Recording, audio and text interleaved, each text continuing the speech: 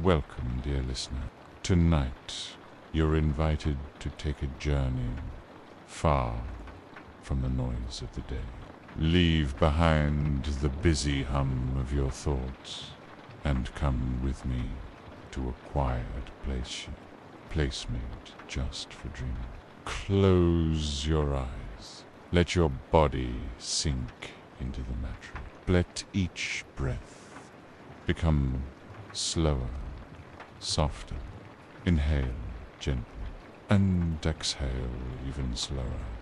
You're safe now. There's nothing more to do. No more to plan or remember. Just the slow rhythm of breath, like waves lapping at a quiet shore. And in this stillness, a new world begins to form. A gentle forest, a shimmering lake, and a small cottage where someone is waiting to greet you. Let's begin our story, slowly and softly. Boo. It was the kind of morning where the world moved a little slower, where the light crept gently over the edge of the trees, and the air carried the clean, earthy scent of damp moss and wild mint. The lake, nestled like a silver coin in the hollow of the forest, lay perfectly still, reflecting the overhanging branches as though they, too, were dreaming. The cottage, built from old cedar and stone, stood quietly at the edge of this world. Its sloped roof bore a thin patchwork of moss, and smoke curled lazily from the chimney into the mist. This was not a grand place, nor even a particularly tidy one, but it was safe, quiet, and full of soft, familiar things. Elion, the keeper of the cottage, had lived there for many years. So many, in fact, that he no longer kept track. He didn't need to. Her forest marked the passage of time for him. He knew it was spring when the frogs returned to sing at dusk, and when the yellow crocuses peeked out beneath the melting snow.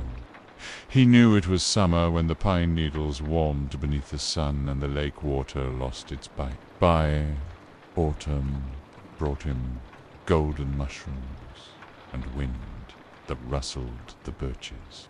And in winter the world grew quiet, hushed under snow, as if holding its breath in peaceful silence. Elion had a face like old parchment, crease, soft and kind. His beard was white and long, often tangled with thistle or leaves from his morning walks. He wore layers of linen and wool in muted earth tones, and his boots were always dusted with soil or pollen or bits of bark from the woods. Each morning, before the sun had fully lifted, Elian would rise and place a kettle of rainwater over the hearth. He moved without hurry, listening to the soft ticks of the old clock and the distant calls of morning birds. When the kettle hummed, he brewed tea from dried sage rosemary and a twist of orange peel.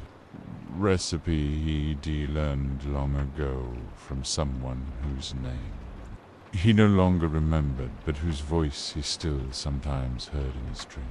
After breakfast, usually nothing more than bread with honey and a slice of cold apple, would step out into the soft hush of dawn. The dock stretched a few feet into the water, where a small wooden stool waited for him, worn smooth by years of use. Here he would sit, not to fish, though he sometimes did, not to read, though there were books inside. Be simply sat, allowing the rhythm of the world to unfold around him. The lake lapped gently, at the shore. Dragonflies hovered in the reeds, and water spiders traced delicate patterns along the surface. Occasionally, a heron would glide overhead, its wings cutting the air with slow, silent power. Sometimes a breeze would stir, carrying the fragrance of pine and moss and wet earth. Other times, everything would fall still, as though the forest itself were holding its breath, listening. On this particular morning, as the sky shifted from soft grey to pale blue, Elian rose from his stool to tend the garden that wrapped behind the cottage. It was a modest patchwork of chamomile, thyme, and golden calendula, all arranged in slightly crooked beds. He knelt to pull a few weeds, his knees popping as he did. And Naish noticed something peculiar on the mossy stone near the garden's edge. A single feather, long and slender, iridescent, not white, not silver, but something between the two. It shimmered faintly, as if it had caught a sliver of moonlight and refused to let go. Elian reached for it with careful fingers. The feather was cool in his palm.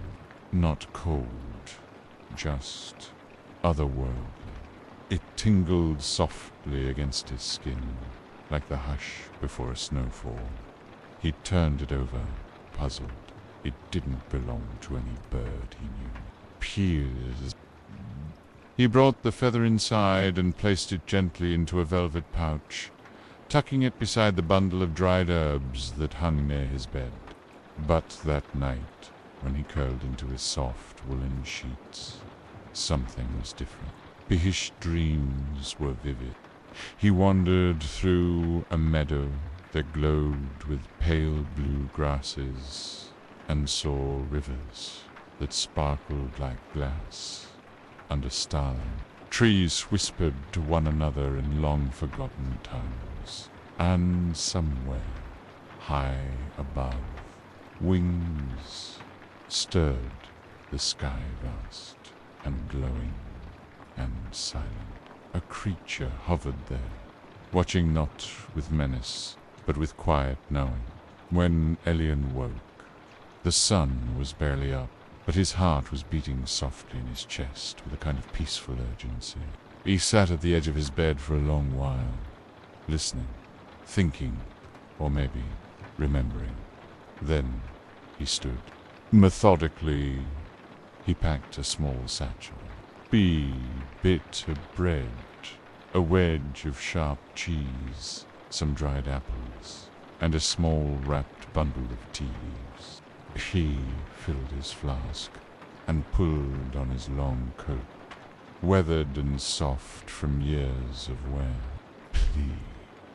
He laced his boots, tied his satchel, and took one final look around his cottage.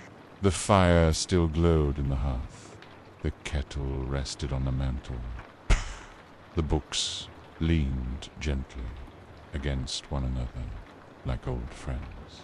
And on the windowsill sat the small clay figure he'd once carved a bird with wide wings, looking always outward. "I'll be home soon," Elian said aloud, though no one was there to hear him. Or perhaps I won't. And with that, he stepped outside.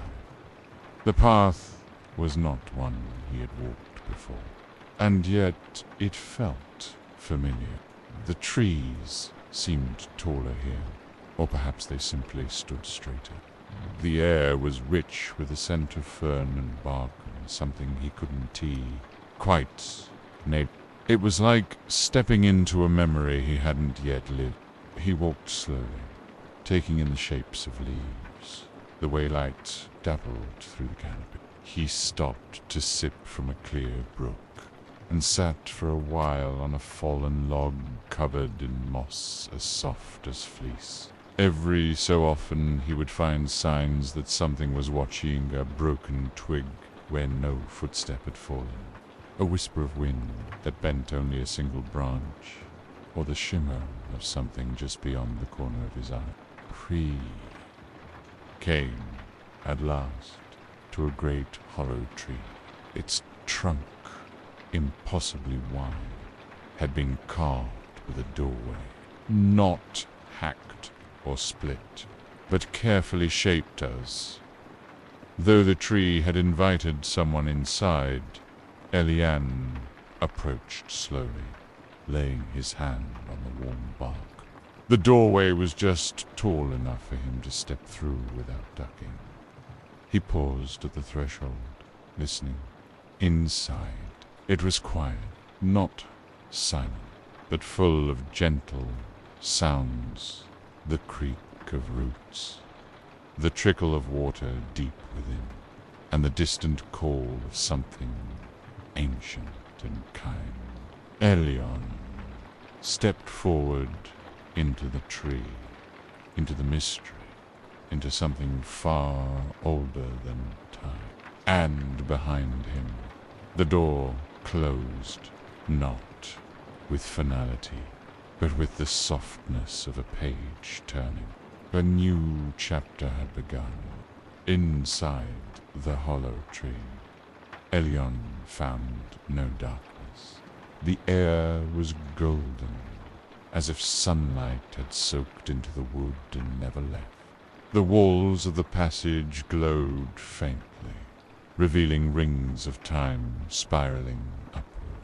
Every step he took echoed softly, not as a clatter, but more like a heartbeat calm and steady, as if the tree itself were breathing. The tunnel sloped downward, curving gently like a fern frond uncurling. Along the edges, glowing moss lit the way. It shimmered blue and green, casting a soothing glow that moved with the rhythm of his footsteps. Occasionally, Elion paused to press his hand to the wood or brush his fingers against the soft light. P didn't know where he was going, only that he was being guided by something he could not name. And then he saw it. Pitch, a chamber opened at the tunnel's end round, domed and filled with air that smelled of deep forest, stone, and stars. At the center was a shallow pool, perfectly still. Around it were stones arranged in careful circles, as though someone had built them long, long ago. Tiny runes were carved into their surfaces, skirting spiraling letters that glowed faintly in silver tone. Elian stood before the pool and looked. The surface shimmered, then shifted. It began as a ripple, barely there, but slowly the image changed. The water became a window. He saw forests, older than any he had walked, mountains capped with stars instead of snow, vast rivers of light, winding like threads through valleys of shadow, and above them, circling gently on vast, glowing wing, was the creature, the Watcher. It was not a beast, nor a bird, nor anything Elion had seen in any book. It had the grace of a heron, the patience of an owl, and the presence of something ancient and kind.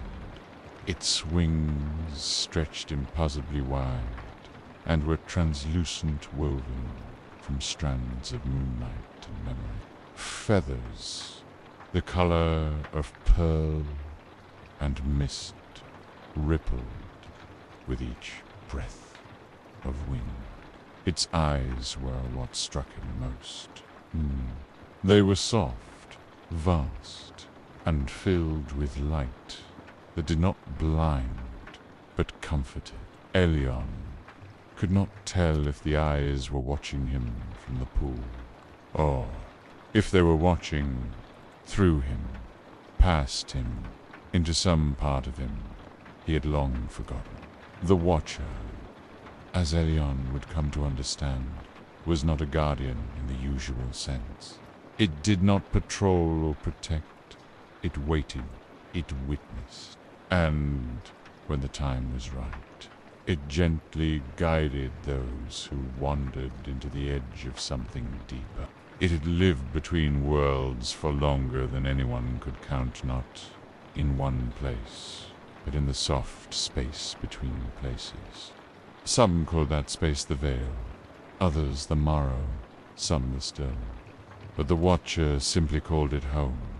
Legends whispered of the Watcher in many corners of the world. In mountain caves, wise ones spoke of dreams where the air glowed silver, and a presence sat quietly by the fire. In far deserts, travelers reported a bird-like shape gliding across the moon, vanishing when blinked at. And deep within libraries older than kings, drawings of feathered eyes and luminous wings could be found sketched in forgotten margin. But few had seen it clearly, and fewer still had understood why it came. The Watcher appeared only when the veil was thin, when someone had wandered far enough from the known to touch the unknown.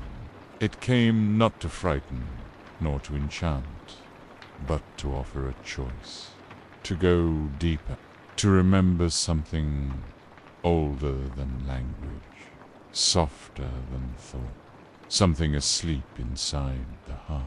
Elyon remained still as the vision shimmered. Pee!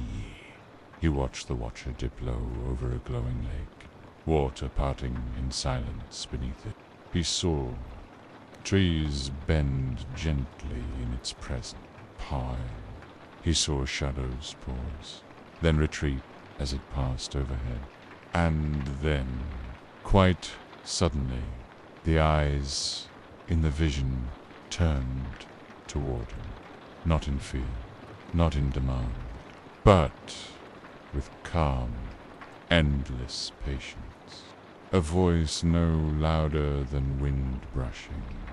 Reeds rose from the water, not spoken aloud, but carried straight into Elyon's chest, where it settled like a warm stone. You have remembered enough to be ready. Elyon blinked. He touched the edge of the pool. His hand did not break the surface. It passed through it, as though into light itself. The chamber shifted. From the roots above, soft strands of glowing fiber descended like vines. They hummed with a musical vibration, like the slow notes of a harp being plucked one at a time. By each strand gently touched his coat, his shoulders, his hair. And in that moment, Elyon understood something deeper. The Watcher had seen him long ago, when he was still a boy, chasing frogs at the lake's edge. When he had lost someone he loved and cried beside a tree, believing no one had heard. When he had once offered a cup of tea to a lost fox that had wandered too close. The Watcher had seen it all. Not to judge, not to weigh, but to remember with him. And now, Elyon had followed the memory back to its source. The Watcher was here not to give answers, but to make space for the questions to gently unfold. The soft voice came again. You are not alone, Elyon. You never were. You walked a circle that brought you home. Tears welled in Elyon's eyes, but they were not tears of sorrow.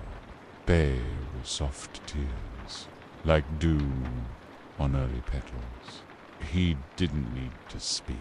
The Watcher had heard every word his soul had whispered across the The pool dimmed, returning to still water. The glowing strands began to rise, curling upward like smoke in reverse.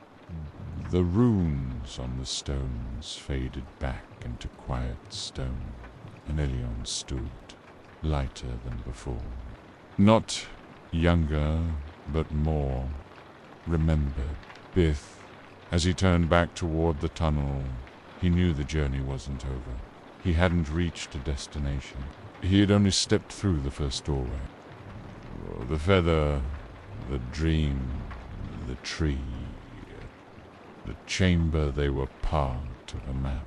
Be slow, gentle map, written in memory, moss and moonlight. Outside, the forest waited. Bart Elian knew that he was not truly walking alone. The forest had changed, not in a way Elian could easily name, but in a quiet shift of air, of texture, of time. The trees here were older, though they bore no scars. Their bark was smooth and pale, almost luminous in the dappled light. Their leaves whispered differently, in slower, lower tones, as if they carried secrets older than language. Ilian walked calmly, listening. He didn't ask questions anymore, not aloud. The answers would come when they were read soft, as do slow as fog, rolling over hills. The path beneath his feet was not marked, yet it welcomed him. Ferns leaned out of the way. Stones grew warm under his boots. Birds stayed close but quiet, as though they, too, were listening. After what may have been an hour or a daytime had grown wonderfully unimportant, Elian came to a clearing. It was wide and circular, ringed with crooked wooden posts. Within it stood a scattering of cottages, simple, rounded and strange. Bare, their walls were made of woven reeds and stone, patched with mud and moss. Their roofs sloped and bowed with the years. Bay, reminding of seashell, or sleeping animal, or the inside of dreams. But there were no people. No smoke curled from the chimneys. No doors creaked open. No footsteps crunched on the pine needle floor. And yet it did not feel abandoned. It felt paused, like a breath held in the lungs of the forest.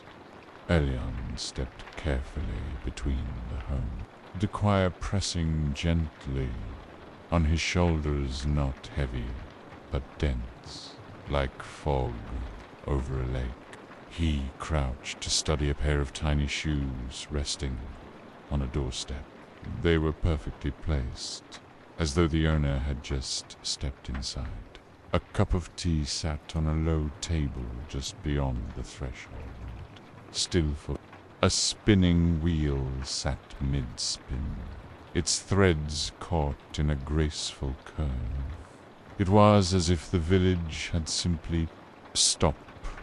He wandered to the center, where a well stood beneath, a carved wooden arch. Runes again. Those curling, ancient letters spiraled around its rim.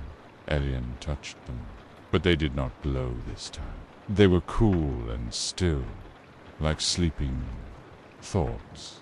He peered into the well. It was deep, but not dark.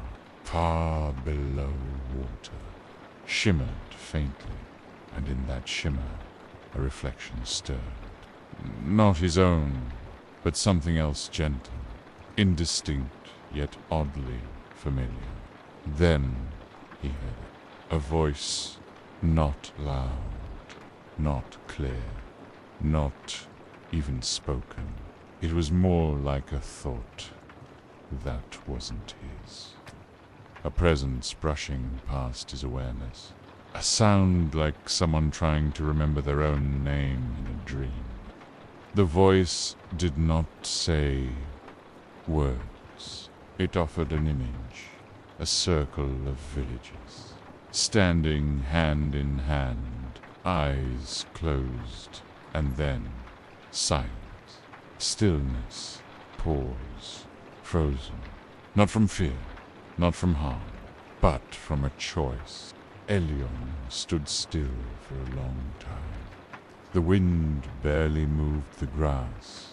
The trees stood sentinel, unmoving. A butterfly passed, dour white one, its wings as delicate as folded parchment. It drifted through the clearing, dancing between doorways, then paused on the edge of the well. It looked at him if a butterfly could look, and then flew toward one of the cottages. Elion followed. Inside, the air was warmer. Not warm, exactly, but less still, as though the space remembered being lived in. There was a table carved with constellations, a sort bed made of moss and linen, glass jars of dried flowers lined the shelves. Lavender, heather, small golden bells with sweet scents he didn't recognize. And on the wall hung a tapestry. It was enormous and clearly old. Its threads were frayed in places, its colors faded, but its story still sang through the fabric. He stepped closer. The tapestry showed a forest as forest, but not exactly. The trees were taller. Stars glowed on the branches, and in the center of the weaving was a tree unlike any he had seen. Vast, silver-trunked, its roots spiraling through the ground like rivers of light. Beneath it stood the villagers, hands linked. Above them the watcher saw. But something strange dreaded the edges of the scene. A shadow, no shape, no face. Just a curling absence, like ink in water, bleeding toward the heart of the village. The tapestry ended in a loose fringe, as if the weaver had stopped mid. Elion reached out, gently brushing his fingers against the fabric, and again something stirred. A voice, this time faint but clear, carried not in words but sensation. We were afraid to forget, so we paused to remember. The feeling that followed was not sadness, not fear. It was longing, soft, slow, aching, longing, like the feeling that you've left the stove on in a house far away, or the way the air feels before the first snowfall, and knowing that something must be remembered before it can be let go. Elion sat down on the wooden stool beneath the tapestry. Breathe. He breathed in. He breathed out. And he remembered a story his mother had told him as a child. One he hadn't thought about in decades. A ha-ha lullaby. Half remembered about a village that vanished. Not from death or disaster, but from choice. A village that saw the world change. Too fast, too sharp, and rather than fight it, rather than fall, it chose to sleep until someone came who could carry the memory forward. The villagers had not vanished.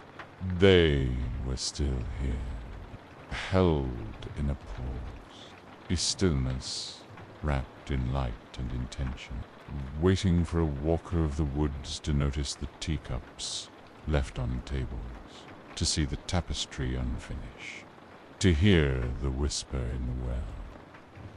They were waiting to be remembered, not revived, not rescued, just remembered. Elion stepped outside and looked at the homes once more. He nodded, slowly, with reverence. He would remember, not with words, not in books but in quiet walks, in tea shared by the fire, in feathers carried home in his coat pocket. He turned to leave the village, and as he did, a soft wind stirred, not strong, not loud, but it moved the grass. It lifted a curtain, and from the well the faintest ripple echoed. The first movement in the village in what may have been centuries. Elion did not look back. The past had not been broken. It had simply been held.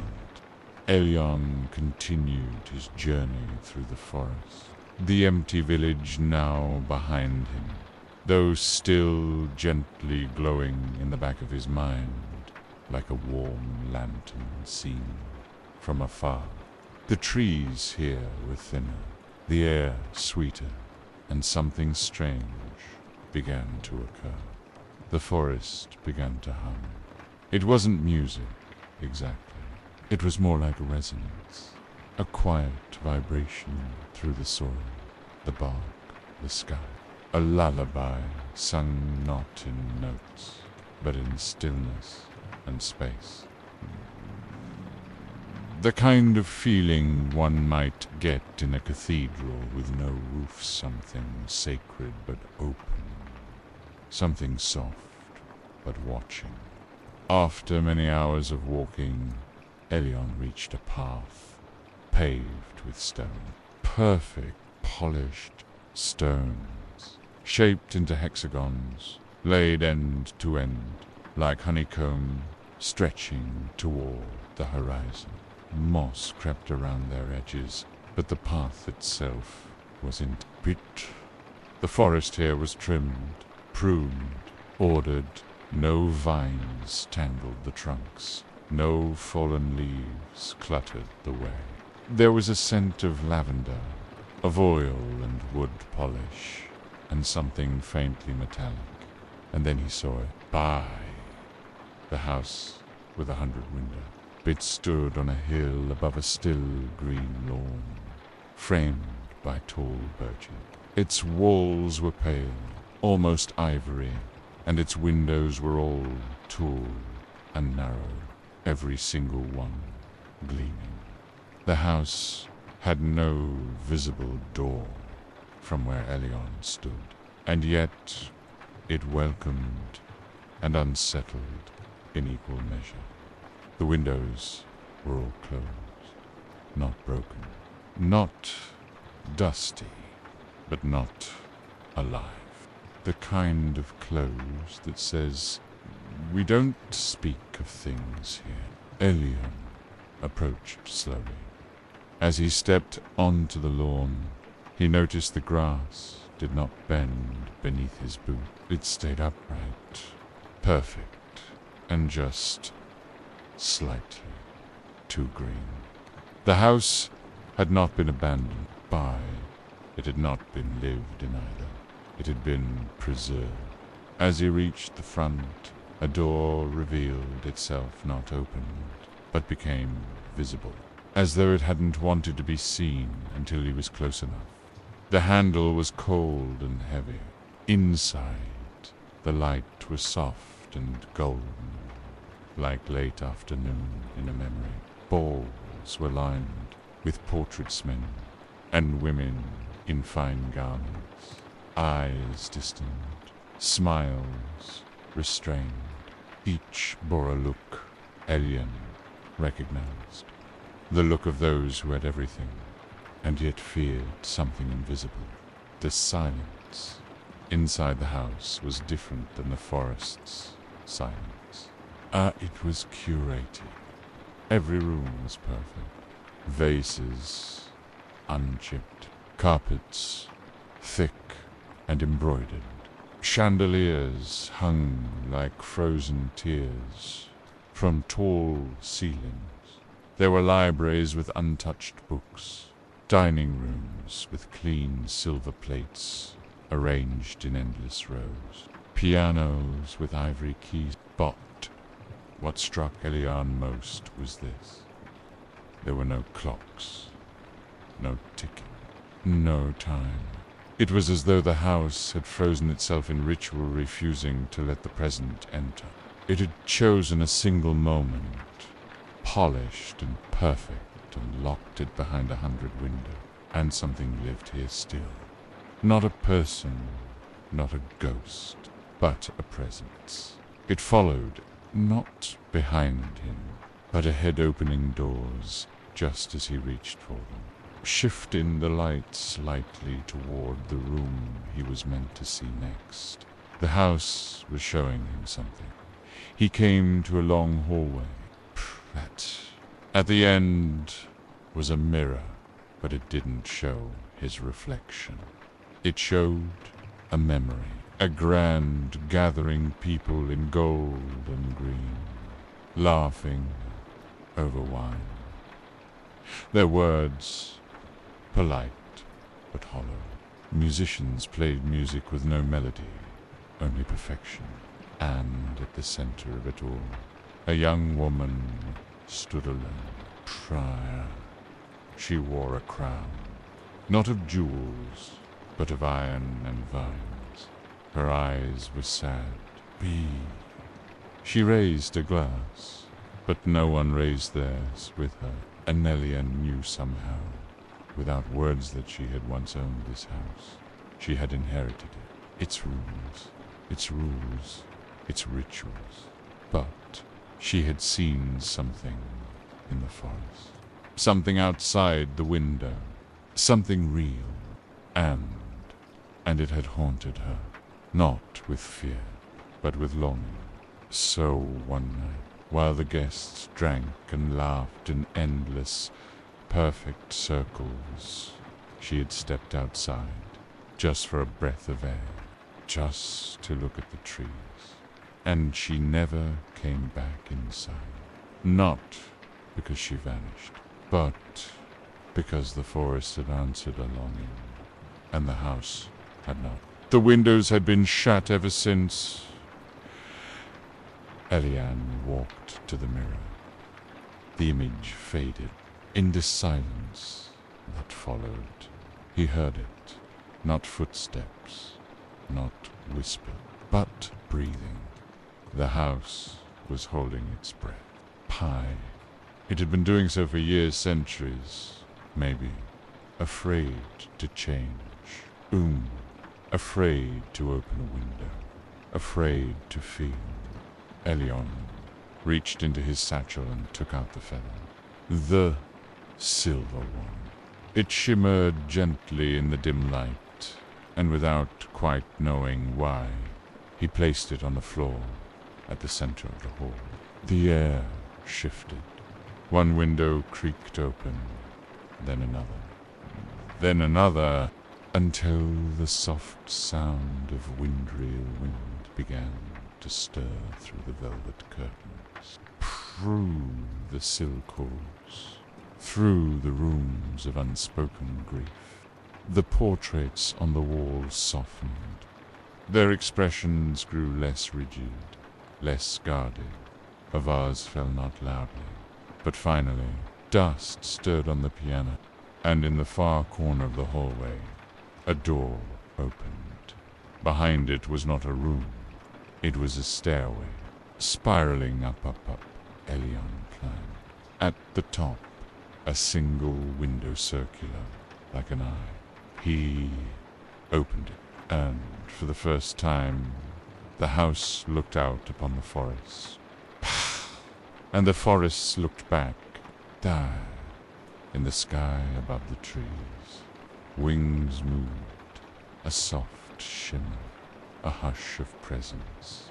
The watcher passed silently overhead, and from somewhere deep within the house, Eliane heard the faint sound of someone sighing, not sadly, But in release, the haunting was over. The house had remembered how to breathe. Purr. He left before dawn. As he stepped off the lawn, the grass bent softly beneath his feet. He did not look back. There was no need. The journey was not about arrival. It had been about remembering. And the wind that followed him carried the scent of feathers and firelight. Thank you for joining us on this quiet journey through the forest beyond the lake. You've walked beside Ellie through memory, mystery, and gentle magic. You've watched the trees whisper, seen the watchers soar, and helped a house remember how to breathe. Now it's time to rest. Let your breath fall into a slow, peaceful rhythm. Let your body become soft and heavy, as if you're sinking gently into the earth beneath you. The story may be over, but the forest is still with you, its calm wrapped around you like a warm blanket. The windows are open. The village is remembered. Oh, the path is still there, waiting for you any time you return. You are safe. You are still. You are home. Good night, dreamer. Sleep well.